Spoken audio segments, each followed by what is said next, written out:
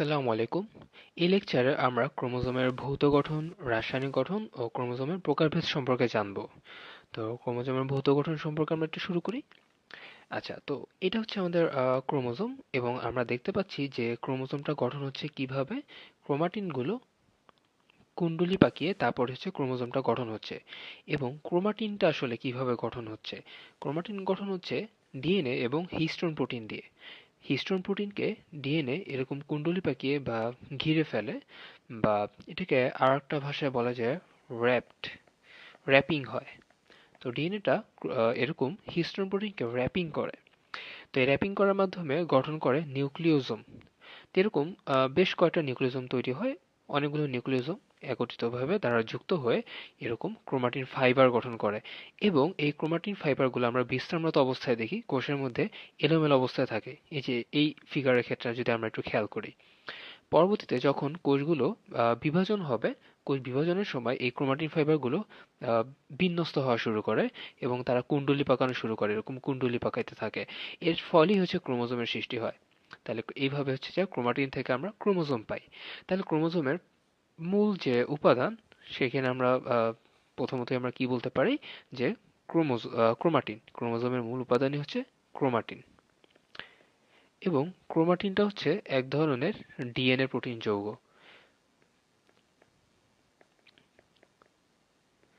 তো কয় ধরনের ক্রোমাটিন পেতে পারি আমরা? তো রঞ্জকের ভিত্তিতে সাধারণত বা স্টেইনিং এর ভিত্তিতে দুই ধরনের ক্রোমাটিন পাওয়া যায়। একটা হচ্ছে হেটেরোক্রোমাটিন এন্ড আর একটা হচ্ছে ইউক্রোমাটিন। তো হেটেরোক্রোমাটিন কারা? হেটেরোক্রোমাটিন হচ্ছে মানে হেটেরোক্রোমাটিন হচ্ছে ক্রোমাটিনের ওই অংশটুকু যে অংশটুকু অধিক কুণ্ডলিত থাকে, অধিক কুণ্ডলিত কুণ্ডলিত হয় এবং এখানে কম সক্রিয় ডিএনএ থাকে। কম সক্রিয় ডিএনএ থাকে, অধিক কুণ্ডলিত এবং কম সক্রিয় ডিএনএ থাকে। এই অঞ্চলটাকে, ক্রোমাটিনের এই অঞ্চলটাকে হেটেরোক্রোমাটিন বলা হয়। এবং এরা এরা এমআরএনএ তৈরিতে সহায়তা করে না বা এমআরএনএ তৈরিতে অংশগ্রহণ করে না। তো এখানে আমরা আরেকটা জিনিস এই ক্ষেত্রে মনে রাখতে পারি, যেহেতু হেটেরো কথা থেকে আমরা মনে রাখতে পারি হেট। তো আমরা কাদেরকে হেট করি? যাদের মনের মধ্যে প্যাচ বেশি, যাদের মনের মধ্যে প্যাচ বেশি তাদেরকে আমরা হেট করি। তো এই ক্ষেত্রে আমরা এটা মনে রাখতে পারি যে হেটেরোক্রোমাটিন হচ্ছে অধিক কুণ্ডলিত, কারণ তাদের মধ্যে প্যাচ বেশি এবং তারা কম সক্রিয় ডিএনএ ধারণ করে। এবং যেহেতু কম সক্রিয় ডিএনএ ধারণ করে, তাহলে তারা এমআরএনএ তৈরিতে অংশগ্রহণ করবে না। এবং আর এক ধরনের ক্রোমাটিন আমরা দেখতে পাই ক্রোমাটিনের মধ্যে, সেটা হচ্ছে ইউক্রোমাটিন। তো ইউক্রোমাটিনের কাজটা হচ্ছে, ইউক্রোমাটিনটা হচ্ছে ওই অঞ্চল ক্রোমাটিনের যেটা কম কুণ্ডলিত অবস্থায় থাকে এবং সক্রিয় ডিএনএ ধারণ করে। ফলে এরা যেহেতু সক্রিয় ডিএনএ ধারণ করে এবং কম কুণ্ডলিত অবস্থায় থাকে, এর ফলে যেটা হয় এরা এমআরএনএ তৈরিতে অংশগ্রহণ করতে পারে। তো যেহেতু এর মধ্যে প্যাচ কম, তো সবাই একে পছন্দ করে। তো ইউ এরা হচ্ছে ইউক্রোমাটিন। এইভাবে আমরা মনে রাখতে পারি হেটারোক্রোমাটিনের প্যাচ বেশি অ্যান্ড ইউক্রোমাটিনের প্যাচ কম, সক্রিয় ডিএনএ ধারণ করে এবং এমআরএনএ তৈরিতে অংশগ্রহণ করে। এখানে আরেকটা জিনিস আমি একটু বলতে চাই। এই যে আমরা বললাম যে হিস্টোন প্রোটিনকে ডিএনএ ঘেরাও করে, যে এক কথায় বললে, তো কয়টা ডিএনএ অ্যাকচুয়ালি? তো একটা ক্রোমোজোম যে গঠিত হয় ক্রোমাটিন দিয়ে, সেই ক্রোমাটিনের মধ্যে কিন্তু একটা ডিএনএ থাকে, one single DNA. One single DNA দিয়ে হচ্ছে একটা ওয়ান সিঙ্গেল ক্রোমোজোম গঠন হয়। এই জিনিসটা বেসিক জিনিস, কিন্তু একটু প্যাচ লাগে। আমরা ভাবি একটা ক্রোমোজোম অনেকগুলো ডিএনএ থাকতে পারে, অনেকের মনে হতে পারে, কিন্তু আসলে একটা ক্রোমোজোম একটা সিঙ্গেল ডিএনএ দিয়ে গঠিত হয়। কিন্তু ডিএনএ এর মধ্যে আবার অনেক জিন জিন থাকে, অসংখ্য জিন থাকে, অনেক কোডন থাকে, ওগুলো আমরা পরে দেখব। তো এবার এই ফিগারটাতে আমরা আরো কিছু স্ট্রাকচার দেখব ক্রোমোজোমের। যেমন হচ্ছে এই যে মাঝখানে এটা, তো এটা হচ্ছে এটাকে সেন্ট্রোমিয়ার বলা হয়। তো সেন্ট্রোমিয়ার কি? সেন্ট্রোমিয়ার হচ্ছে ক্রোমোজোমের মধ্যে একটি অরঞ্জিত অঞ্চল। তো ক্রোমোজোমটা সাধারণত কিন্তু রঙিন হয়ে থাকে, মানে রং ধারণকারী হয়ে থাকে, যে এই ফিগারের ক্ষেত্রে আমরা দেখতে পাচ্ছি। তো কিছু ক্রোমোজোমের কিছু অঞ্চল আছে যেটা হচ্ছে অরঞ্জিত থাকে। তো এই অরঞ্জিত অঞ্চলটাকে বলা হচ্ছে সেন্ট্রোমিয়ার। তো এই সেন্ট্রোমিয়ারের ফলে একটা খাঁজের মতো সৃষ্টি হয় এই ক্রোমোজোমের মধ্যে। তো সেটাকে বলা হচ্ছে মুখ্য কুঞ্চন। মুখ্য কুঞ্চন। তো এই সেন্ট্রোমিয়ার সাধারণত একটাই থাকে একটা ক্রোমোজোমের ক্ষেত্রে, তবে কিছু কিছু ক্ষেত্রে এর একের অধিকও থাকতে পারে। আচ্ছা, এবার আসি সেন্ট্রোমিয়ারের কাজ। তো সেন্ট্রোমিয়ারটা যে কাজটা করে থাকে সাধারণত সেটা হচ্ছে, এটা যদি একটা কোষ হয়ে থাকে, তো ক্রোমোজোমটা যদি এই মাঝামাঝিতে থাকে বিষুবীয় রেখা বরাবর, তো কোষ বিভাজনের সময় যখন স্পিন্ডযন্ত্র বা মাকুতন্ত্র গঠন হয়, তখন এই বিষুব রেখা থেকে ক্রোমোজোমগুলো মেরুর দিকে চলে যায়। তো এই মেরুর দিকে যে যাত্রাটা আছে সেই যাত্রাতে হেল্প করে হচ্ছে এই সেন্ট্রোমিয়ারগুলো। এবং এখানে আরেকজন হেল্প করে, তার নাম হচ্ছে কাইনেটোকোর। তো সেন্ট্রোমিয়ারের যে একটা অবকাঠামোগত অঞ্চল আছে সেখানে সেই অঞ্চলটাকে কাইনেটোকোর বলা হয়, এবং কাইনেটোকোরে কে লাগানো থাকে? মাইক্রোটিউবিউল লাগানো থাকে। এবং মাইক্রোটিউবিউলটাই ক্রোমোজোমের মাইক্রোটিউবিউল ক্রোমোজোমের এই মেরুমুখী যে যাত্রাটা সেটাতে হেল্প করে। তো এবার বলবো ক্রোমোজোমের সেন্ট্রোমিয়ার গুলো। এবার এই যে এই দুটো জিনিস আসলে কি, এরা হচ্ছে সাধারণত ক্রোমোজোমের বাহু। এরপর আর একটা কথা এখানে একটু বলি এই বাহুর ক্ষেত্রে।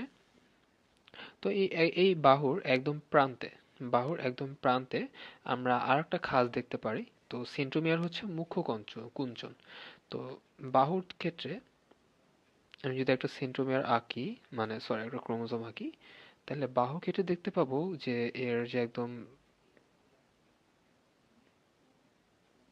বাহিরের দিকে বাহিরের দিকে আর একটা কুঞ্চন দেখা যেতে পারে, সংকুচিত অঞ্চল। কুঞ্চন মানে হচ্ছে একটা সংকুচিত অঞ্চল। তো এই কুঞ্চনটাকে বলা হবে গৌণ কুঞ্চন। গৌণ কুঞ্চন। অ্যান্ড এই গৌণ কুঞ্চন নিউক্লিওলাস পুনর্গঠনকারী অঞ্চল বলা হয়, বা এটা এইখানে নিউক্লিওলাস তৈরিতে সাহায্য করে এই গৌণ কুঞ্চন। তাহলে এই গৌণ কুঞ্চন নিউক্লিওলাস তৈরিতে সাহায্য করে। তাহলে মুখ্য কুঞ্চনের কাজ শিখলাম, গৌণ কুঞ্চনের কাজ শিখলাম। এবার এখানে আর একটা ইনফরমেশন দেই এই বাহুর ক্ষেত্রে। সেটা হচ্ছে বাহুর একদম প্রান্তের দিকে এই যে একটা বৃত্তাকার একটা অঞ্চল ক্রোমোজোমের একদম বাহুর প্রান্তে, গোলাকার বা বৃত্তাকার যে একটা অংশ দেখা যায়, সেই অংশটাকে বলা হবে স্যাটেলাইট। স্যাটেলাইট। কারণ কি? কারণ হচ্ছে এখানে নিউক্লিওলাস সংযুক্ত থাকে। নিউক্লিওলাস এখানে সংযুক্ত থাকে। তো সাধারণত একটা নিউক্লিয়াসের মধ্যে একটা নিউক্লিওলাসই থাকে। তো যেহেতু একটা নিউক্লিওলাসই থাকে, তো তার মানে হচ্ছে একটা নিউক্লিওলাস তো সবগুলো ক্রোমোজোমের সাথে সংযুক্ত থাকবে না। সাধারণত একটা ক্রোমোজোমের সাথে বা হয়তো একাধিক ক্রোমোজোমের সাথেও সংযুক্ত থাকতে পারে। তো আমরা ধরে নেই একটা নিউক্লিওলাস একটা ক্রোমোজোমের সাথেই সংযুক্ত থাকে। তো এই নিউক্লিওলাসটা যেই ক্রোমোজোমের সাথে সংযুক্ত থাকবে, বা যেই ক্রোমোজোমে এই স্যাটেলাইট থাকবে এবং ওই স্যাটেলাইটে নিউক্লিওলাস সংযুক্ত থাকবে, সেই ক্রোমোজোমটাকে বলা হবে স্যাট ক্রোমোজোম। সেই ক্রোমোজোমটাকে কি বলা হবে? স্যাট ক্রোমোজোম। তো এরকম স্যাট ক্রোমোজোম কারা কারা আছে? এরকম কিছু এক্সাম্পল হচ্ছে তুলা, পাট, এদের ক্ষেত্রে স্যাট ক্রোমোজোম পাওয়া যায়। এবং ছোলার 1 নং ক্রোমোজোমে স্যাটেলাইট থাকে। তাহলে ছোলার ক্ষেত্রে আমরা স্যাট ক্রোমোজোম পাই, এবং ছোলার ক্ষেত্রে যে 1 নং ক্রোমোজোম যেটা আছে সেখানেই এই স্যাট 1 নং ক্রোমোজোম যেটা আছে সেটা হচ্ছে স্যাট ক্রোমোজোম। কারণ তার ক্ষেত্রে এই স্যাটেলাইট থাকবে, এবং এই স্যাটেলাইটে নিউক্লিওলাস সংযুক্ত থাকে। আচ্ছা, তাহলে মুখ্য কুঞ্চন গেল, গৌণ কুঞ্চন গেল, স্যাটেলাইট গেল, এবং কাইনেটোকোর সম্পর্কে আমরা কিছুটা বললাম। এবার আর একটা অঞ্চল সম্পর্কে আলোচনা করব। এটাও কিন্তু একদম ক্রোমোজোমের একদম ইসে থাকবে, পেরিফেরির দিকেই থাকবে বা বাহুর দিকেই থাকবে। এটা একটু মোটা হয়ে গেছে, আমি একটু ঠিকভাবে আঁকি। আচ্ছা, তো এই হচ্ছে আমাদের ক্রোমোজোম। অ্যান্ড এর যদি আমরা একটু বাহুর প্রান্তের দিকে যাই, তাহলে এই বাহুর প্রান্তের দিকে একটি বিশেষ বৈশিষ্ট্যপূর্ণ অঞ্চল আছে। এই যে বিশেষ বৈশিষ্ট্যপূর্ণ অঞ্চল, এটাকে টেলোমিয়ার বলা হয়। কেন এটাকে টেলোমিয়ার বলতেছে? কারণ হচ্ছে, মানে টেলোমিয়ার কেন বলে সেটার কারণ না, কারণ হচ্ছে এটাকে কেন বিশেষ বৈশিষ্ট্যপূর্ণ অঞ্চল বলতেছে, কারণ হচ্ছে এর যে দৈর্ঘ্য আছে একটা, এই দৈর্ঘ্যটা নিয়ন্ত্রণ করে মানুষের, এই দৈর্ঘ্যর ভিত্তিতে মানুষের বয়স সম্পর্কে আসলে ধারণা করা যায়। কিভাবে ধারণা করা যেতে পারে? যেমন যখন মানুষের জন্ম হয় বা জন্মকালে একটা মানুষের টেলোমিয়ারের দৈর্ঘ্য দেখা যায় 8,000 বেস পেয়ার। বেস পেয়ার জিনিসটা আসলে কি মানে আমরা একটু পরে ডিএনএ ক্ষেত্রে আমরা বেস পেয়ার সম্পর্কে জানবো, তো আমি এখানে জাস্ট এমনি সংখ্যাটা বলতেছি। তো একটা টেলোমিয়ারের দৈর্ঘ্য হচ্ছে 8,000 বেস পেয়ার। তো এই 8,000 বেস পেয়ারটা পরবর্তীতে একটা মানুষ যখন মিডল এজে পৌঁছে যায়, লাইক 35 আর 40 এজে চলে যায়, তখন দেখা যায় বেস পেয়ারের সংখ্যা অর্ধেকেরও কমে যায়, অর্থাৎ হয়ে যায় 3,000 বেস পেয়ার হয়ে যায়, বা এর কাছাকাছি রেঞ্জে থাকে। এবং দেখা যায় যখন তার বয়স আরো একদম এজে অর্থাৎ 60-70 দিকে চলে যায় বা 65-এর দিকে চলে যায়, তখন এটা আরো অর্ধেক হয়ে যায়। অর্ধেক বা অর্ধেকেরও কম হতে পারে বা একটু বেশিও থাকতে পারে এই রেঞ্জে, অর্থাৎ 1500 বেস পেয়ারের মধ্যে চলে আসে। তাহলে আমরা বলতে পারি যে টেলোমিয়ারের দৈর্ঘ্যের সাথে আমাদের বয়সের একটা সম্পর্ক আছে। তো কারণ কি, কারণ টেলোমিয়ারের মধ্যে একটা এনজাইম থাকে যার নাম হচ্ছে টেলোমারেজ এনজাইম। টেলোমারেজ এনজাইম। তো এই টেলোমারেজ এনজাইমটা মানুষের জরা রোধে কাজ করে। মানুষের জরা রোধে কাজ করে, মানে এই জিনটাকে স্লো করে দেয় টেলোমারেজ এনজাইম। তো এই জন্য আমরা দেখতে পারি অনেক মানুষ আছে যাদের বয়স কম, যেমন ধরা যাক 30 বা 40, কিন্তু তাদের স্কিন টোন বা চেহারা বা বিভিন্ন শারীরিক গঠন দেখে মনে হয় তাদের বয়স 60 বা 50 এরকম, মানে একটু বয়স্ক মনে হয়। আবার কারো ক্ষেত্রে দেখা যায় যে বয়স খুব বেশি একটা, মানে বয়স অনেক, 60 বা 70, বাট খুব বেশি একটা এইজড মনে হয় না, মনে হয় এখনো তারা ইয়াং আছে। তো এটার রোলটাই হচ্ছে বেসিক্যালি টেলোমিয়ারের। টেলোমিয়ারের যে দৈর্ঘ্যটা আছে সেই দৈর্ঘ্যের উপর ভিত্তি করে মানুষের আসলে, বা টেলোমিয়ারের যে টেলোমারেজ এনজাইম আছে তার অ্যাক্টিভিটির উপর ভিত্তি করে মানুষের এই জিনটা আসলে নিয়ন্ত্রিত হয়। যাই হোক, এটা আরও এখানে বিস্তার অনেক কথাবার্তা আছে, তো আমি জাস্ট সিম্পলি কিছু কথা বললাম। তাহলে এই ছিল আমাদের ক্রোমোজোমের ভৌত গঠন সম্পর্কে কিছু কথাবার্তা। এছাড়াও বইতে আরও বলা আছে, যেমন এটা যদি একটা ক্রোমোজোম হয় তাহলে ক্রোমোজোমের পাশে একটা আবরণ ধারণা করা হয় যাকে পেলিকল বলে, এবং এর মধ্যে ম্যাট্রিক্স থাকতে পারে। এবার সেই ক্রোমোজোমের রাসায়নিক গঠনে। তো ক্রোমোজোম আমরা জেনে এসেছি যে ক্রোমোজোম ডিএনএ দিয়ে গঠিত হয় এবং হিস্টোন প্রোটিন দিয়ে গঠিত হয়। তো ওটা হচ্ছে সাধারণ ক্ষেত্রে, মোস্ট অফ দ্য ক্রোমোজোমের ক্ষেত্রে। তো কিছু কিছু ক্ষেত্রে ডিএনএর সাথে আরএনএ থাকতে পারে, এবং কিছু কিছু ক্ষেত্রে হিস্টোনের প্রোটিনের সাথে নন হিস্টোন প্রোটিনও থাকতে পারে। তো এই জন্য আমরা মোটা দাগে বলবো ক্রোমোজোম গঠিত হয় নিউক্লিক অ্যাসিড দিয়ে। ক্রোমোজোমের রাসায়নিক গঠনে পাবো হচ্ছে নিউক্লিক অ্যাসিড অ্যান্ড প্রোটিন। মোটা দাগে আমরা এটা বলতে পারি। এরপর আমরা ভিতরে যখন যাব তখন আমরা বলবো নিউক্লিক অ্যাসিড হিসেবে আমরা কি পাই, মেজরিটি হিসেবে আমরা ডিএনএ পাই। ইন কেস 90% কেসই আমাদের ডিএনএ থাকে ক্রোমোজোমের রাসায়নিক গঠনে। ডিএনএ বেশি থাকে সব থেকে বেশি। আর হচ্ছে কিছু পরিমাণে আরএনএ থাকতে পারে, সেটা 10% না, লেস দেন 10%, বাট কিছু পরিমাণে থাকে। আর হচ্ছে প্রোটিন থাকে, তো হিস্টোন প্রোটিন থাকে। হিস্টোন প্রোটিনটাই অনেক বেশি পরিমাণে থাকে। আর হচ্ছে নন হিস্টোন প্রোটিন থাকে। তো এখন এখানে কিছু কথা আছে হিস্টোন প্রোটিন নিয়ে। যেমন হিস্টোন প্রোটিনটা হচ্ছে ক্ষারধর্মী বা বেসিক। ক্ষারধর্মী বা বেসিক। এবং হিস্টোন প্রোটিনটাকে বলা হয় নিম্ন আণবিক গুরুত্ব সম্পন্ন প্রোটিন। আমি বাকিটুকু লিখলাম না। যাই হোক, তারপর হচ্ছে নন হিস্টোন প্রোটিন। তো নন হিস্টোন প্রোটিন হচ্ছে সাধারণত অ্যাসিডিক বা অম্লধর্মী, এবং এদেরকে বলা হয় উচ্চ গুরুত্ব বিশিষ্ট প্রোটিন বা হাই মলিকুলার ওয়েট প্রোটিন, বা উচ্চ গুরুত্ব সম্পন্ন প্রোটিন বা হাই মলিকুলার ওয়েট প্রোটিন। আর হিস্টোন হচ্ছে লো মলিকুলার ওয়েট প্রোটিন বা নিম্ন আণবিক গুরুত্ব সম্পন্ন প্রোটিন। তো এখান থেকে আমাদের এইটুকু জানলেই হবে। আরেকটা কথা আমরা একটু জানবো, নন হিস্টোন প্রোটিনটা কারা। এরা সাধারণত হচ্ছে এনজাইম হিসেবে কাজ করে। হিস্টোন প্রোটিন তো আমরা দেখলাম যে হচ্ছে স্ট্রাকচার গঠনে হেল্প করে। আর নন এনজাইম যে প্রোটিন আছে এরা হচ্ছে এনজাইম হিসেবে কাজ করে। যেমন কি কি এনজাইম, ডিএনএ পলিমারেজ যেটা রেপ্লিকেশনে লাগে, অ্যান্ড আরএনএ পলিমারেজ যেটা হচ্ছে ট্রান্সক্রিপশনে লাগে। তো এই এনজাইমগুলো কাজ করে, বিভিন্ন ফাংশনে এদের ভূমিকা আছে। তো এই ছিল ক্রোমোজোমের রাসায়নিক গঠন। অ্যান্ড এখানে আরেকটি জিনিস বলে রাখি, এখানে ডিএনএ এবং হিস্টোন প্রোটিনের যে রেশিও সেটা হচ্ছে অনেকটা বলতে গেলে 1:1, নিয়ারলি 1:1 রেশিও হয়। কারণ ডিএনএর পার্সেন্টেজ হচ্ছে 45% এবং হিস্টোনের পার্সেন্টেজ হচ্ছে 55%। তো এখন এখানে কনফিউশন লাগতে পারে, ডিএনএ একবার বললাম 90%, আবার বলছি 45%। তো এটা হচ্ছে টোটাল, মানে ইন কেস অফ টোটাল ক্রোমোজোমের মধ্যে 45% ডিএনএ থাকে অ্যান্ড 55% মোস্ট অফ দ্য কেসে হিস্টোন থাকে আর কি। আর এই নিউক্লিক অ্যাসিডের মধ্যে যদি আমি চিন্তা করি তাহলে ডিএনএটাই থাকবে হচ্ছে যা, শুধু যদি আমি নিউক্লিক অ্যাসিড ধরি, শুধু নিউক্লিক অ্যাসিড, সেই হিসাবে ডিএনএটাই থাকবে 90% আর আরএনএ less than 10% থাকে। ক্রোমোজোমকে সাধারণত সেন্ট্রোমিয়ারের ভিত্তিতে কয়েক ভাগে ভাগ করা যায়। যেমন যদি সেন্ট্রোমিয়ার একটা থাকে, সাধারণত একটাই থাকে, তাদের ক্ষেত্রে বলা হয় মনোসেন্ট্রিক। যদি সেন্ট্রোমিয়ার দুইটা থাকে তাহলে বলা হবে ডাইসেন্ট্রিক। যদি দুইয়ের অধিক থাকে তখন তাদেরকে বলা হবে পলিসেন্ট্রিক ক্রোমোজোম।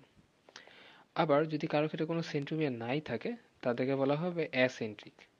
অর্থাৎ এ মানেই হচ্ছে না, বায়োলজির ক্ষেত্রে এ মানেই হচ্ছে না।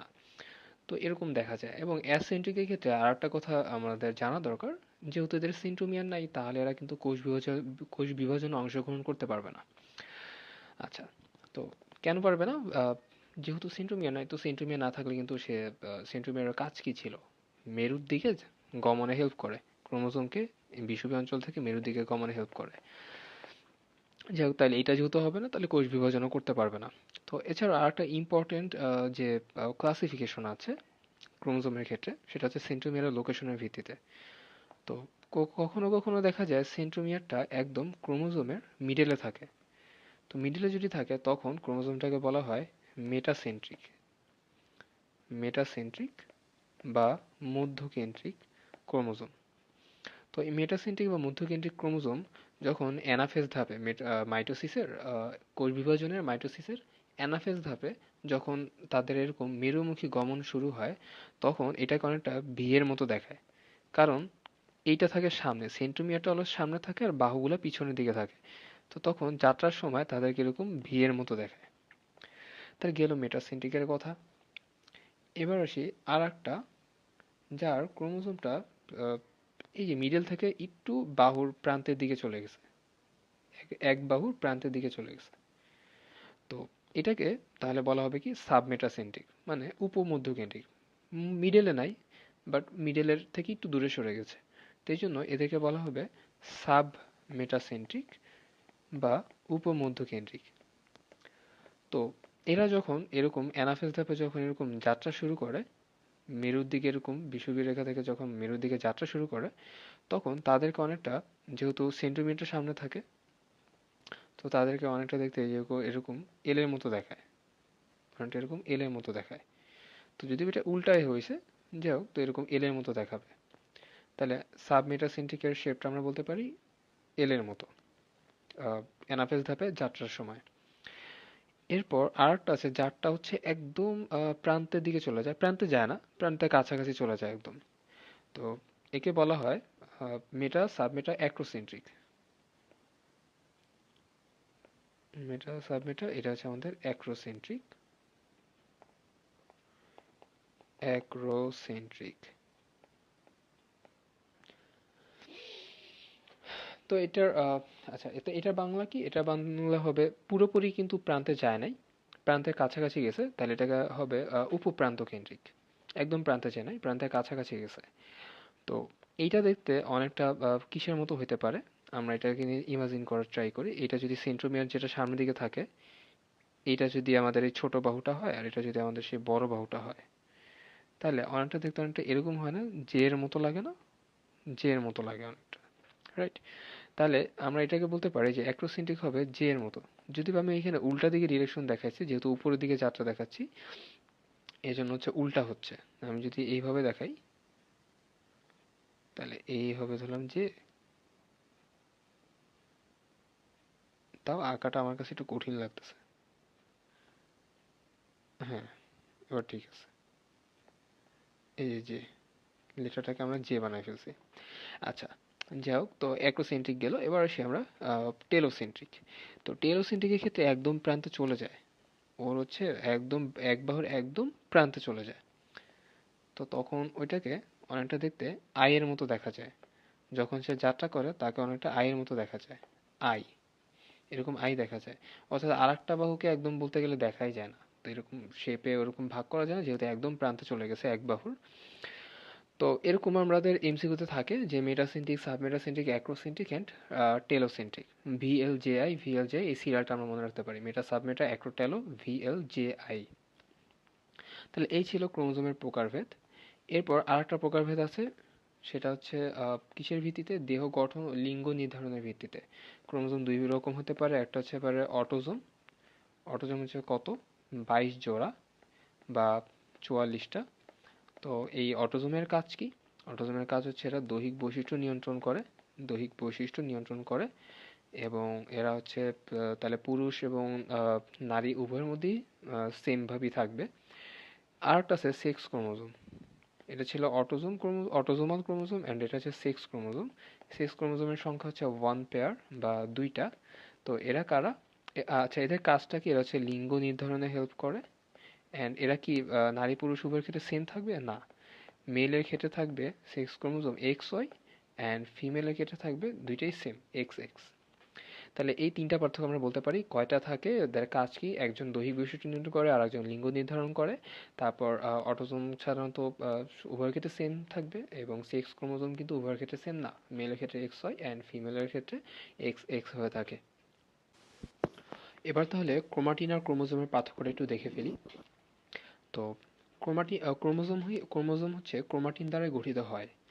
এবং তাহলে ক্রোমাটিন কখন পাই, এন্ড ক্রোমোজোমটা কোথায় কখন পাচ্ছি? ক্রোমাটিন পাচ্ছি যখন সেলটা রেস্ট অবস্থায় থাকে। যখন সেল রেস্টে থাকবে বা বিশ্রামরত অবস্থায় থাকবে, তখন ক্রোমাটিনটা এরকম জালিকাকারে বিন্যস্ত থাকে নিউক্লিয়াসের মধ্যে। তাহলে যদি সংজ্ঞা চায় ক্রোমাটিন কি বা ক্রোমোজোম কি, সংজ্ঞা বা পার্থক্য যাহাই আসুক, তো আমরা বলতে পারবো যে কোষ যখন বিশ্রামরত অবস্থায় থাকে, তখন নিউক্লিয়াসের মধ্যে যে জালিকাকারে বিন্যস্ত একটা অঙ্গাণু দেখা যায়, তাকে ক্রোমাটিন বলা হয়। আবার ক্রোমোজোমের ক্ষেত্রে আমরা বলবো যে যখন কোষ কোষ বিভাজনরত অবস্থায় থাকে, তখনই আমরা ক্রোমোজোম পাচ্ছি। তো এই জন্য সংজ্ঞায় বলবো কোষ বিভাজনরত অবস্থায় কোষের মধ্যে কুণ্ডলী পাকানো যে অংশ দেখা যায়, বা ক্রোমাটিন কুণ্ডলী পাকিয়ে যে অংশ বা যে অঙ্গাণু সৃষ্টি করে, তাকে ক্রোমোজোম বলা হয়। জাস্ট দুইটা পার্থক্য, একটা হচ্ছে রেস্টে পাওয়া যায়, অ্যান্ড এটা হচ্ছে সেল যখন বিভাজনরত অবস্থায় থাকে, সেল ডিভিশনের ক্ষেত্রে পাওয়া যায়। এটা হচ্ছে জালিকাকারে বিন্যস্ত থাকে, আর এটা হচ্ছে কি কুণ্ডলী পাকানো অবস্থায় থাকে ক্রোমোজোমটা। জাস্ট একদম মেইন ইম্পর্টেন্ট কিছু পয়েন্ট। এবার আসি ক্রোমাটিড। তো ক্রোমোজোমটাই সাধারণত সেন্ট্রোমিয়ার সহ দুই ভাগে বিভক্ত হয়ে যায়। তো তখন এইটাকে বলা হয় একটা ক্রোমাটিড, এটা হচ্ছে একটা ক্রোমাটিড। তো আমরা যদি একটু ভাগ করে দেখাই, যদি এরকম ব্যাপারটা ছিল, এই ছিল একটা ক্রোমোজোম। তো আমরা অনেক সময় মনে করতে পারি এটাই ক্রোমোজোম, এটাও কিন্তু ক্রোমোজোম। ওকে, দুইটাই ক্রোমোজোম। তো ক্রোমোজোমটা এইখান থেকে যখন ভাগ হয়, বাহুটা যখন দুই ভাগে বিভক্ত হয়ে যায়, তার পরের রূপটাই হচ্ছে আমরা এরকম দেখি। বাহুটা দুই ভাগে ভাগ হয়, বাট সেন্ট্রোমিয়ার কিন্তু দুই ভাগে ভাগ হয় নাই। তো আমাদের এটা বুঝতে হবে, সেন্ট্রোমিয়ার কিন্তু এখনো দুই ভাগে ভাগ হয় নাই, জাস্ট বাহুটা দুই ভাগে ভাগ হয়েছে, এই জন্য হচ্ছে আমরা এরকম দেখতে পাচ্ছি। তো তখন এইটাকে একটা ক্রোমাটিড বলা হয়, এটাকে একটা ক্রোমাটিড বলা হয়। অ্যান্ড এরা পরস্পরের, এই ক্রোমাটিড পরস্পরের সিস্টার ক্রোমাটিড। তো পরিপূর্ণভাবে এদেরকে একদম ক্রোমাটিড আলাদা হয়ে যায় কোনো একটা ধাপে, তখন ব্যাপারটা এরকম দাঁড়াবে।